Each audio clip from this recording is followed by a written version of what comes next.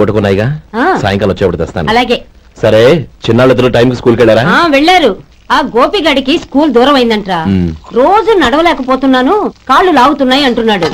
వాడికి సైకిల్ కావాలంట్రా. వాడు వెళ్ళి ఎంతసేపు అయింది? ఇప్పుడే. రే ఎక్కడికి? కాఫీ తాగి వెళ్ళరా. రే తమ్ముడు, రే గోపే ఆగు. ఏంటన్నయ్య? స్కూల్ బాగా దూరం అయిందిరా. అవునన్నయ్య. కాళ్ళు అవుతున్నాయా? పర్లేదన్నయ్య. సరే ఓ పంచే, నా భుజాల మీద కూర్చో, నేను తీసుకెళ్తాను. అబే వద్దన్నయ్య, ఎవరైనా చూస్తే బాగోదు. ఏంట్రా బాగోదు? నా తమ్ముడిని నేను మోస్తే ఎవరికి రా ఇబ్బంది? దా కూర్చో, దా కాలు పెట్టు.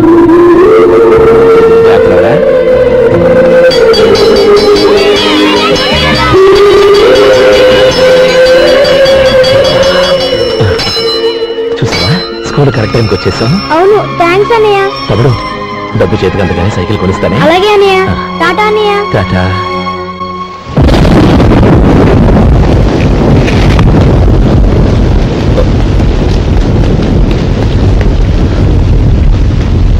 నలమా చూడరా, ఇల్లంతా కారుతోంది. కప్పించమంటే అదిగో ఇదిగో అన్నావు. ఇప్పుడు అర్ధంతరగా ఈ వర్షం పట్టుకుంది. పిల్లలు ఎక్కడ పడుకుంటారు ఏంటో నాకేం అర్థం అవడం లేదు.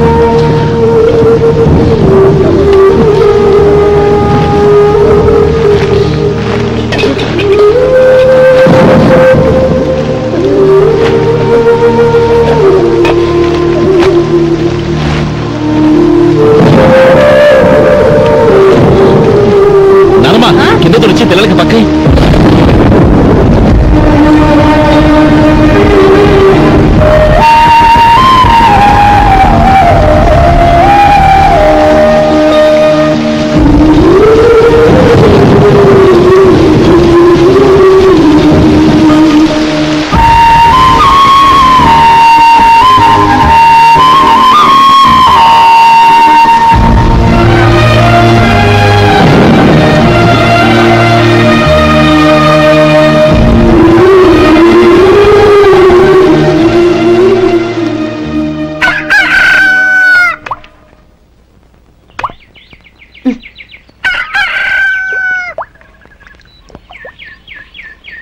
ఒరే గోపాలం, తెల్లవారులు ఇలాగే ఉన్నావా? ఒరే, గత జన్మలో నువ్వు వీళ్లకు రుణపడి ఉన్నావు, లేక వచ్చే జన్మలో వీళ్ళు నీకు రుణపడి ఉంటారో తెలియదు గాని నీలాంటి అన్నను నేను ఎక్కడా చూడలేదురా. రక్త సంబంధానికి రుణాలేంటున్నానమ్మా. అన్నట్టు చెప్పడం మర్చిపోయానురా. లక్ష్మీపతి మనందరినీ ఇవాళ సాయంత్రం వాళ్ళ ఇంటికి రమ్మన్నాడు. రండి రండి. ఏంట్రా ఉన్న పొలంగా అందరినీ కట్టకట్టుకొని రమ్మని పిలిచావు? ఏంటి విశేషం? ఏం లేదమ్మమ్మా, రేపు మంచి రోజు. నా చెల్లెళ్ళకి నీ తమ్ముడికి నిశ్చితార్థం ఏర్పాటు చేశాను. అంచేత ఈ రాత్రికి మీరు ఇక్కడే భోజనాలు చేసి పడుకుంటే రేపు పొద్దున్న ఆ కార్యక్రమం కాస్త పూర్తి చేసుకోవచ్చు. బాబా మరీ అంత హడావుడి ఈ విషయంలో నువ్వే మాట్లాడొద్దు. నిన్ను అడిగితే నీ తమ్ముళ్ళ పెళ్లిళ్ళయ్యాక చేసుకుంటానంటావు. ఈలోగా నా చెల్లెలు ఇదిగో ఇలా అయిపోద్ది. అందుకే నేను ఈ నిర్ణయం తీసుకున్నాను. రేపు తెల్లవారుజామున మంచి ముహూర్తం ఉంది, ఆ ముహూర్తానికే నిశ్చితార్థం, అంతే. అది ఇంకేం? నీకిద్దరు పిల్లలు పుడతారు, ఓ పాప ఓ బాబు. అదేం కుదరదు, నాకు 10 మంది కావాలి. అవును, ఇల్లంతా ఎప్పుడు పిల్లలతో కలకల్లాడుతూ ఉండాలి. 10 మంది సరిపోతారా? అన్నయ్య అన్నయ్య, అర్జెంట్ గా పాస్కెళ్ళాలన్నయ్య. కింద బాత్రూమ్ ఉంది, వెళ్ళు. అక్కడ కనిపించలేదు అన్న. కిందకెళ్ళి వెతుకో, అదే కనబడుతుంది. అన్నయ్య అర్జెంట్ అన్నయ్య, నువ్వు తీసుకెళ్ళవు. అబ్బబ్బబ్బా, విసిగించుకో, ఇక్కడి నుంచి వెళ్ళు. నువ్వు ఉండు రాదా, పదమ్మా నేను తీసుకెళ్తాను.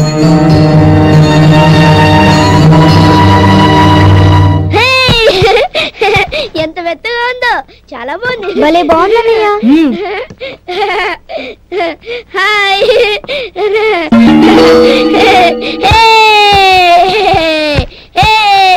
అయ్యో నా మంచం, నువ్వు వెక్కి తొక్కడానికి నా మంచం దొరుకుతుందా? దిక్కెదికి. అయ్యో నా పౌడర్. నువ్వు మనిషివా దున్నపోతువా? నా దుమ్మితో దూకుంటున్నావా? నీ చుండ్రంతా నాకు అంటించారుగా. నా పాలిటి శరీరాల్లో దాపరించారు. ఏంటా చూపులు? బయటికి పోండి. రాధా, ఏంటి గొడవ? చూడండి, మంచం అంతా తొక్కేసి నా పౌడర్లు సెంట్లు ఎలా నాశనం చేశారు ఈ దెయ్యాలు.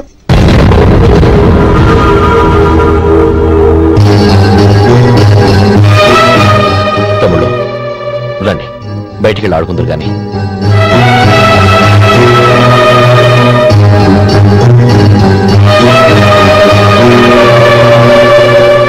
ఏమా బావగారు తమ్ముళ్ళు నిన్ను బాగా విసిగిస్తున్నారా?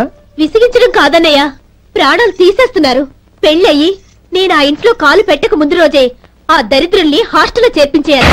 అప్పుడే నాకు మనశ్శాంతి.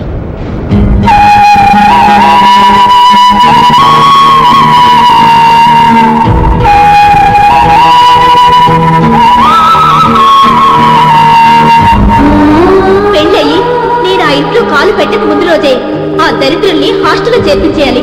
అప్పుడే నాకు మనశ్శాంతి.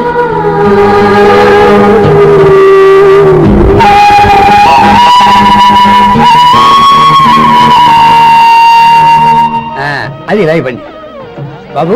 నువ్వు వెళ్ళి కొబ్బరికాయలు తీసుకురా నాయనా. అలాగేనండి. అమ్మా ఆ పువ్వులు అక్కడ పెట్టండి. ఇవ్వండి. ఏంటి బావా నువ్వు అనేది?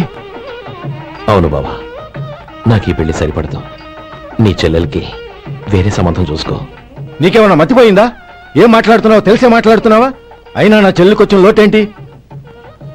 నా కాబోయే భార్య నా కుటుంబంలో ఐకమత్యం పెంచుతుంది అనుకున్నాను, కానీ పెళ్లికి ముందే నా తమ్ముళ్ళని నా నుంచి విడదీయడానికి ప్రయత్నిస్తుంది అనుకోలేదు. తన అన్నదాంట్లో తప్పే ఉంది బావా. ఏ అమ్మాయి అయినా పెళ్ళైన తర్వాత తన భర్తతో సంతోషంగా ఉండాలని కోరుకుంటుంది. అయినా నీ తమ్ముళ్ళని హాస్టల్లో చేర్పిద్దామంది గాని నడి రోడ్లో వదిలేద్దామనలేదుగా. నా నుంచి వేరు చేయాలనే ఆలోచన వచ్చాక అది హాస్టల్ అయినా నడి రోడ్డైనా ఒకటే బావా. బావా తొందరపడుతున్నావు. నీకేమీ లేకపోయినా నా చెల్లెల్ని ఇష్టపడిందని నువ్వు సుఖంగా బతకటం కోసం నేను ఎన్ని ఏర్పాట్లు చేశాను తెలుసా? 50 ఎకరాల పంట పొలాన్ని నీ పేరు రాసి రెడీగా ఉంచాను. ఈ ఇల్లు కూడా నా చెల్లెలి పేరు రాశాను. నా తమ్ముళ్ళని నా నుంచి దూరం చేసే ఏ ఆస్తి నాకు అక్కర్లేదు. బావా ఊరందరినీ పిలిచాను, నిశ్చితార్థానికి ఏర్పాట్లు చేశాను. పెద్దలందరూ వచ్చి కూర్చున్నారు. ఇప్పుడు అర్ధంతరంగా నిశ్చితార్థం ఆగిపోతే నా చెల్లెలి జీవితం ఏమైపోతుందో ఒక్కసారి ఆలోచించు. అందుకే బావా నిశ్చితార్థానికి ముందే ఈ నిర్ణయం తీసుకున్నాను. దయచేసి నన్ను వదిలే. బావా నా చెల్లెలు నీ పైన మోసుబడిందని నీకు మిల్లులో పనిచ్చి నెల నెలా జీతం ఇస్తున్నాను. మమ్మల్ని కాదని ఎలా బతకగలవో ఒక్కసారి ఆలోచించు. బావా గడ్డి తిని పశువులు కూడా బతుకుతాయి, కానీ జీవించడానికి మమతానురాగాలు కావాలి. నేను జీవించడానికి ఇష్టపడతాను. బతకడానికి ఎన్నో మార్గాలున్నాయి. వస్తాను. గోపాలం ఒక్క మాట గుర్తుంచుకో. ఏ తమ్ముళ్ళ కోసం అయితే నువ్వు నా చెల్లిని వద్దనుకుంటున్నావో అదే తమ్ముళ్ళ జీవితాల్లోకి సంపాదన పెళ్లి అనేవి రాగానే నిన్ను నిర్దాక్షిణ్యంగా నడి రోడ్డు మీద వదిలేసిపోతారు. అప్పుడు తెలుస్తుంది నీకు నా విలువ, నా చెల్లెలి విలువ. చూడు లక్ష్మీపతి, ఏ రోజైతే ఈ ప్రపంచమంతా ఉదయించే సూర్యుడి కోసం పరమటి వైపుకు తిరిగి ఎదురు చూస్తుందో ఆ రోజు నీ కోరిక నెరవేరుతుంది. ఓహో అంత గొప్పవాళ్ళ నీ తమ్ముళ్ళు? గొప్పవాళ్ళు కాదు, సామాన్యులు. అందుకే నాకంత ధైర్యం.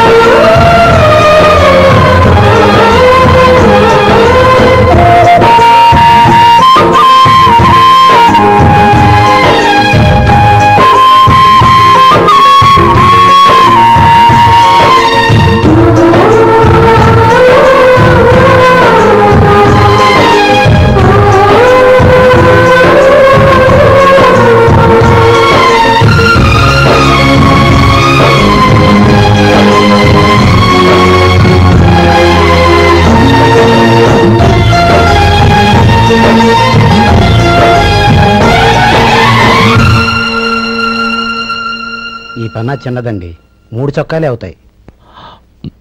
నాకొద్దులేవయ్యా, నా తమ్ముళ్ళకు కుట్టు చాలు. మీ తమ్ముళ్ళని చూసి చాన్నాళ్ళైందండి. ఇప్పుడు ఏం చేస్తున్నారు? పెద్దోడి పేరు మధు, రెండోవాడు గోపి, ఆఖరోడు శేఖరం. శేఖరం పట్నంలో డాక్టర్ చదువుతున్నాడు. రెండో తమ్ముడు గోపి ఇన్స్పెక్టర్ ఉద్యోగానికి సెలెక్ట్ అయ్యాడు. హైదరాబాద్ లో ట్రైనింగ్ అవుతున్నాడు. పెద్ద తమ్ముడు మధు హోటల్లో పనిచేస్తున్నాడు. వాడికి చదువు అప్పలేదు, కానీ వాడికి రాని పనంటూ ఏదీ లేదు. ఎప్పుడు ఖాళీగా ఉండడు, ఏదో పని చేస్తూనే ఉంటాడు. అది సరే గాని బట్టలు కొంచెం పొడుగు పెట్టి కుట్టు. ఎదిగే పిల్లలు. ఎదిగే పిల్లలు ఏంటండి బాబు, ఎదిగేసిన పిల్లలు. చాలా చాలా ఆపవయ్యా, వాళ్ళకి పెద్ద వయసు ఉందని. అయినా వాళ్ళ వయసుల గురించి నీకెందుకు? దిష్టి పెట్టకు. నేను చెప్పినట్టు కొంచెం పొడుగు పెట్టి కుట్టు. అలాగేనండి.